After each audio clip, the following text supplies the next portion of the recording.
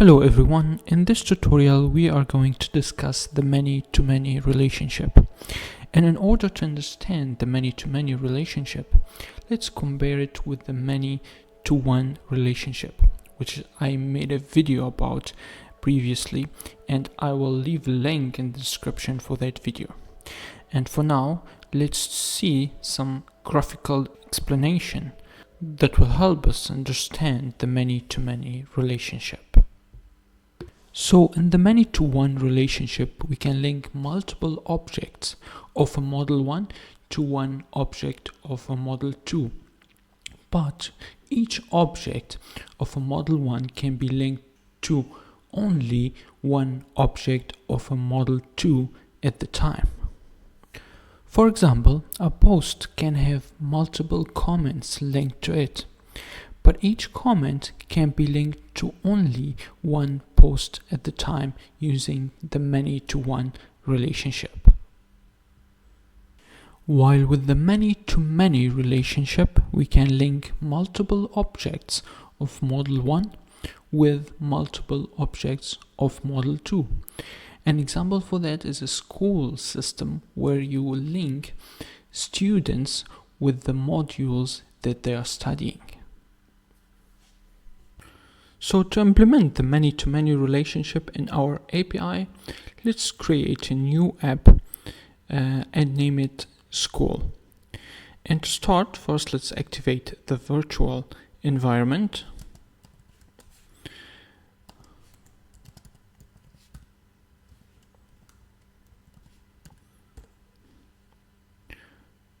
And then let's navigate to our project folder, my API, and inside here let's run python manage.py start app, and let's name it school. And as you see here, we have the school folder available with the files inside it.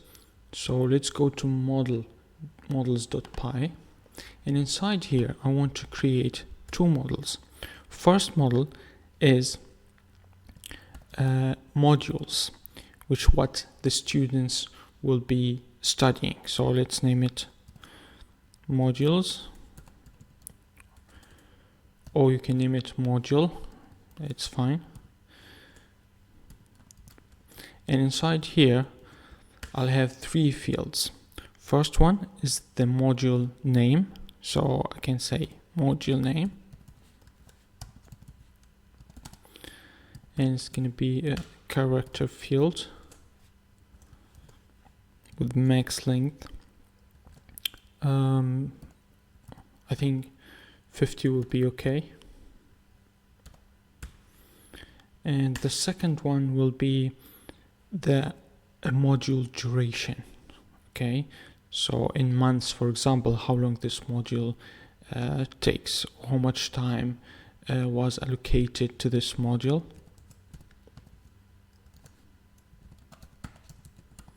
And let's have it as an integer or integer field. And the second one will have, or the third field will be the classroom. Okay, so let's have a classroom,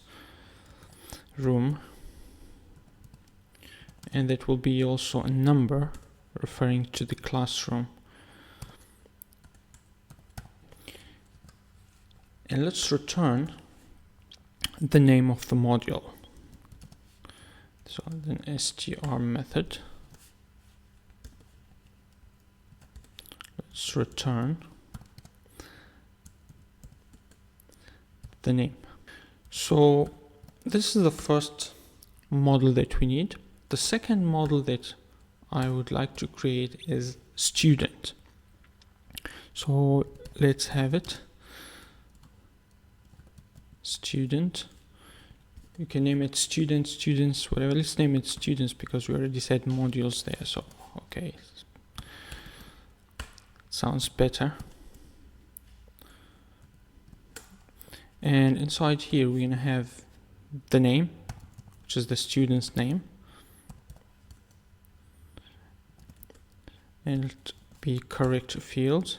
The max length of, I think, yeah, 50 is enough as well. And the second field will be the age,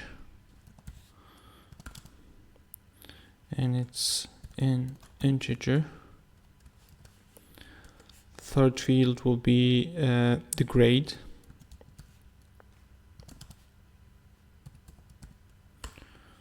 and it's an integer as well.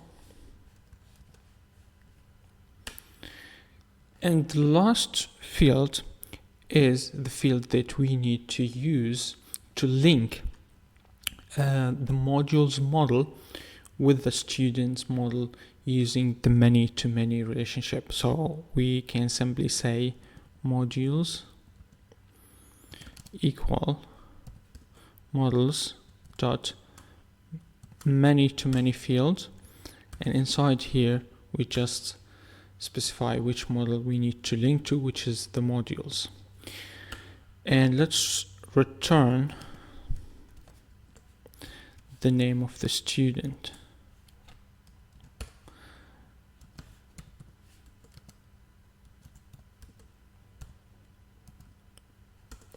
And now, as you see, the models are ready. So let's save this and let's go to the admin.py and add these models there so we can see them in the admin panel. So let's import them first.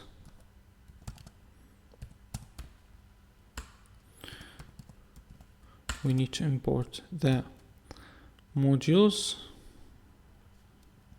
and students. Okay, and then we register them.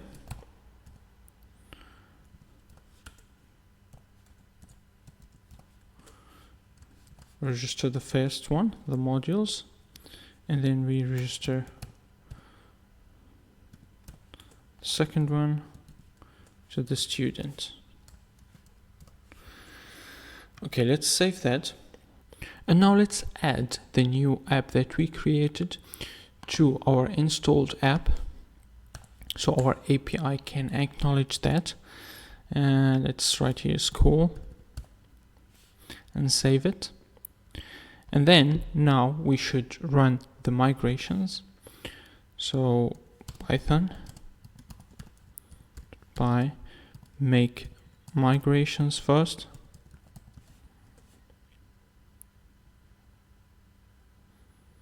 And as you see here, we have done 2 migrations, the modules and the students, and then now we can run the migrate.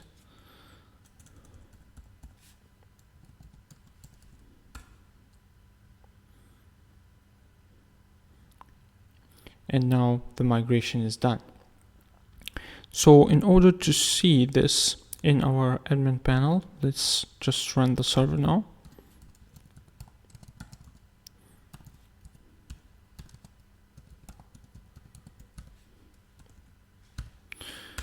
And let's go to the browser.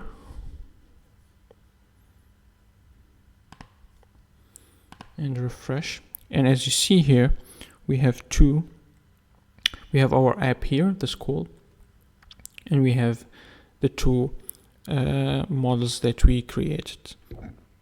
So if we go to the first one, and let's create some modules here.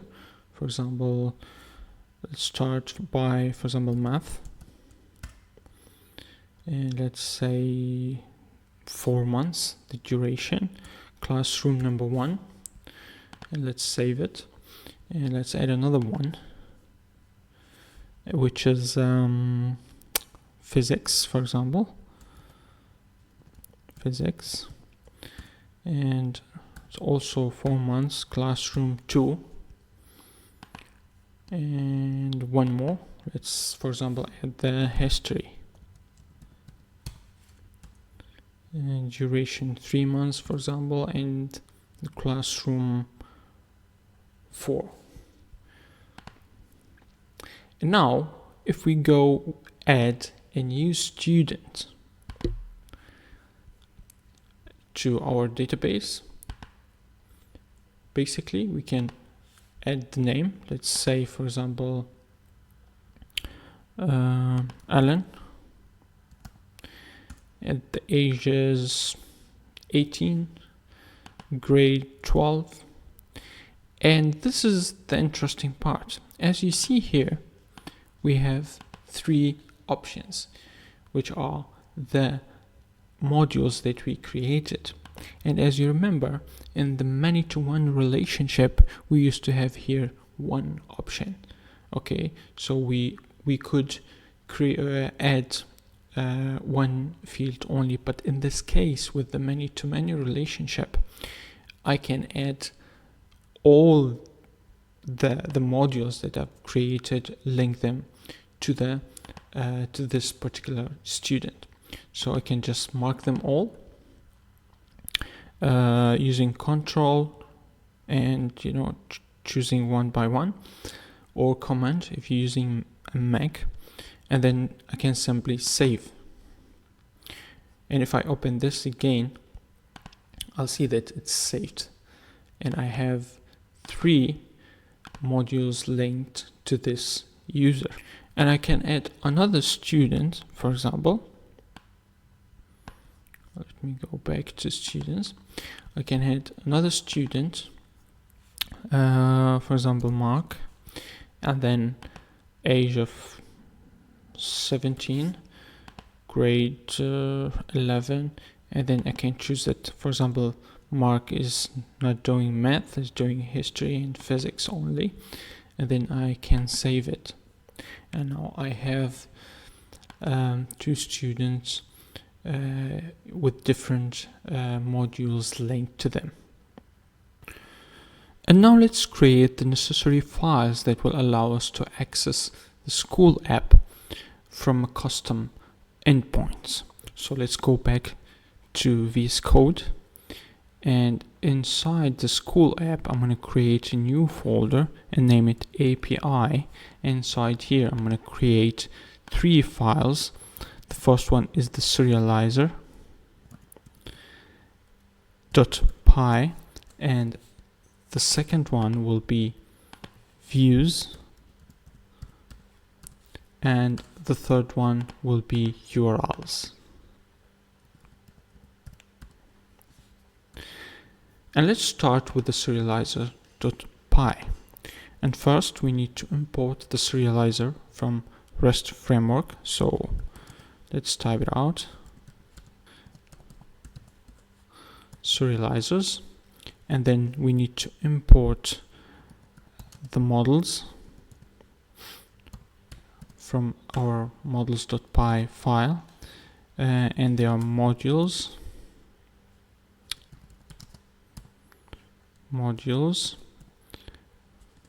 students,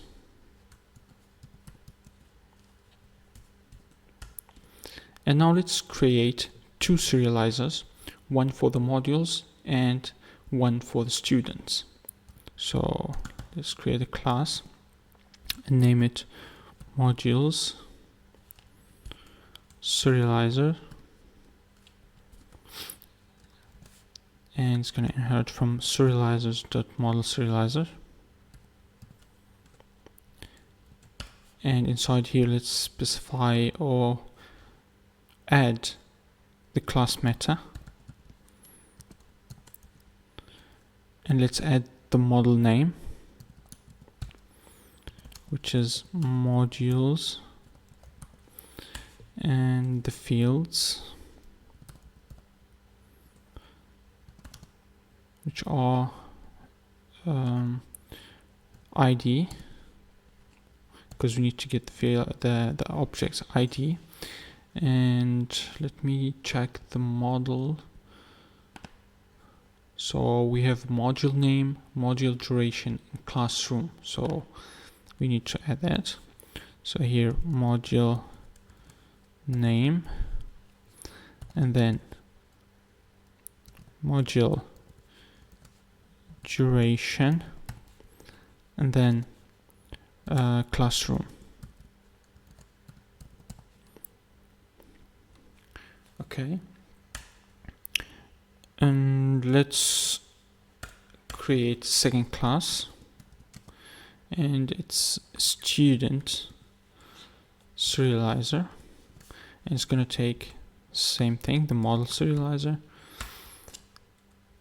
and let's first specify the class meta,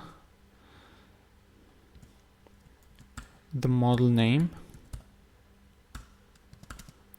will be students, and the fields will be the ID, name, age, and grade. And the last one is the modules. Okay, I think that's it. Let's check the model. So it's name, age, grade, and modules. And I'm gonna get here depth equal 1 to get the nested data. Okay, so let's save this. And the second thing we need to do is to add the views classes inside views.py. So let's go to views.py file.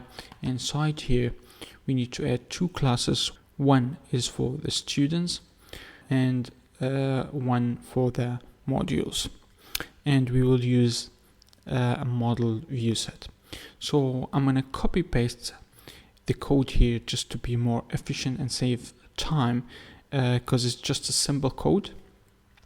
So we're importing the view set and then the response, and then after that we're importing the models that we need to use, and then which is the student's model and the modules model, and then we're importing the serializers from the serializer.py file in order to use them inside our views to serialize the data. And then we create the views classes. So first class or first view will be the students view set, and it's a model view set. We specify the serializer that we need to use, which is the students serializer, and then we add a normal get query set method, which will take all the objects from a student and then send them back to us. Okay. Okay. So the second thing, or the second class, is the modules. You can just simply paste here and then just edit it. So it's the modules view set, and the serializer will be modules serializer. And inside here we can just type module, and we get query set from the modules model and module here. So basically that's it for now for the views.py. Let's save it. And now let's create the endpoints for the school app inside urls.py. And again, I'm gonna paste the code here because it's pretty simple. And here we're using REST framework routers to specify or add the two endpoints that we need and allocate a view set for each endpoint. So as you see here, we're registering a student as an endpoint with the student view set and module with the module view set, and then we including them inside the URL button. So let's save this, and then let's go to the main project urls.py file and then include the endpoints that we created inside the school app inside the project urls.py file. So to do that, let's copy this, and then here we can initiate the endpoint or start the endpoint with the school referring to the app, and then we replace the posts with the school, which refers to school app. So here all the URLs or endpoints inside urls.py will be included. So let's save this file now and check and I'm getting this error here that says cannot import name student serializer, because I think I misspelled it. So let's see serializer.py file, and I can see here I forgot to put an S. So let's save this and wait for the server to rerun, and our server now is running. And now it's the time to test the endpoints. So I'm gonna run Postman here, and I'm gonna perform a GET request to the student endpoint. So I'm gonna type here school/student. Then I'll send the request, and as you see here in the JSON data, I'm getting back the two students that we added in our database using the admin panel, Alan and Mark. And then also I'm getting as a nested data here inside the student object the modules that each student is taking. So that's very good. And now I can also request a specific student by just adding its ID, as you see there, and then perform a GET request. And now I'm getting only Ellen, or I can get Mark as well. So by changing the ID, so I'm getting the other student. And the next thing we need to do is to handle the post request. And in order to do that, first let's add a JSON object here to represent the new student that we need to add to our database. Okay, and for that I'm just gonna copy this here, this object, and just do some modifications. So we don't need the ID. We'll add a new name, for example John, and then let's say John is 16 and he's in grade 10. And for the modules, I'll just need to add an array of objects that represent the name of the module only. Okay, so what I'm going to do is I'm going to remove the extra data here. Okay, I'm just leaving the name of the module because we will need to query using this name. So this is basically the data. Let's edit the URL. This is the object that we need to add, or the new student that we need to add with the modules that will be allocated to this student. And now if we perform a post request, I get the user object back, which means the user or the new user has been created and saved in our database. But if you look here, no modules have been added. And to solve this problem, we need to override the create function inside our view. So let's do that. So we go to views.py. Inside here, we need to add the create function. So let's define the create function and add the arguments that we need. And inside here, first thing first, we need to extract the data from the request. So let's say data equal request dot data. Okay, and after that we need to create a new student. So let's say new student equal student, the model name dot objects dot create, and inside here we need to add the fields. So if we look at the model here, we need name, age, grade, and modules. So let's start by adding them. Name equal data, and we give the key name, and then after that age equal data, and we give the age. We do the same thing for the grade,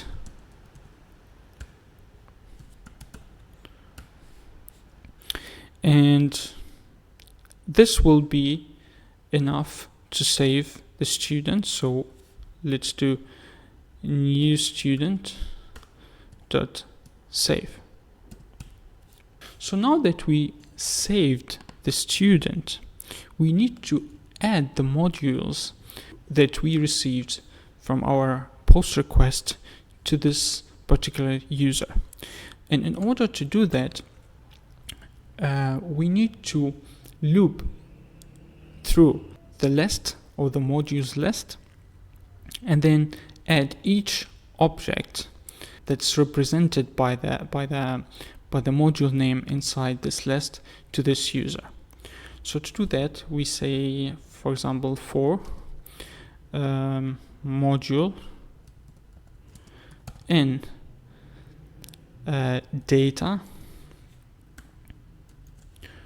modules, and that refers to this here. So this will give us back the list.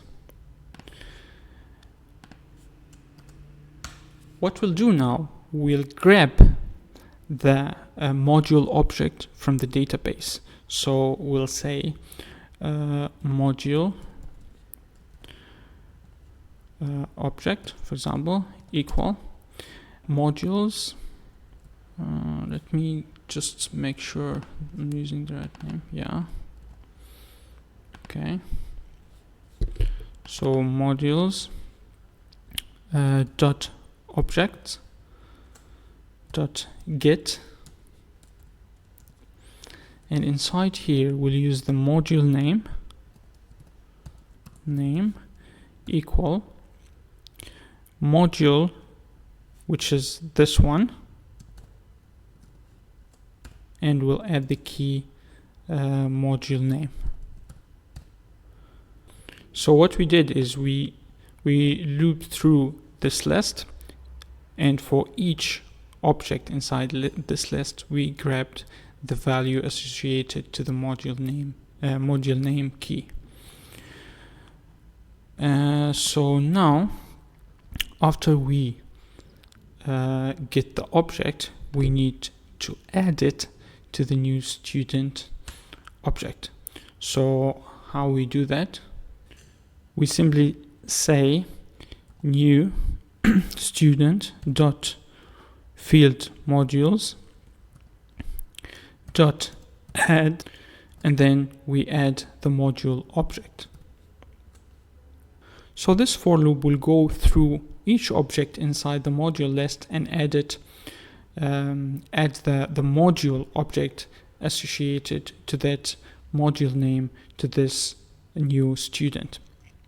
And when that's done, we need to serialize the data. Type serializer equal student serializer, and then we add the new student,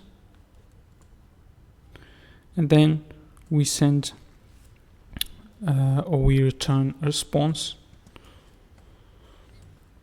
with the serialized data. So serializer.data, and that should do it. So let's save it and let's go test this view inside our Postman. So I'm going to just change here the name, for example, make it Steve, and leave the rest as it is. And then now I'll perform the post request, and as you see, I got the new student object plus the modules associated to that student or allocated to that student. So that's it, guys, for the many-to-many relationship. So we saw what's the difference between the many-to-many relationship and the many-to-one relationship. We implemented the many-to-many relationship in a practical example, and we saw how we can perform a get and a post request to handle the data. And in the next tutorial, we'll be talking about the update method, how to override it in order to get our data updated. So if you're looking forward for more content like this, please like and subscribe, and until the next one.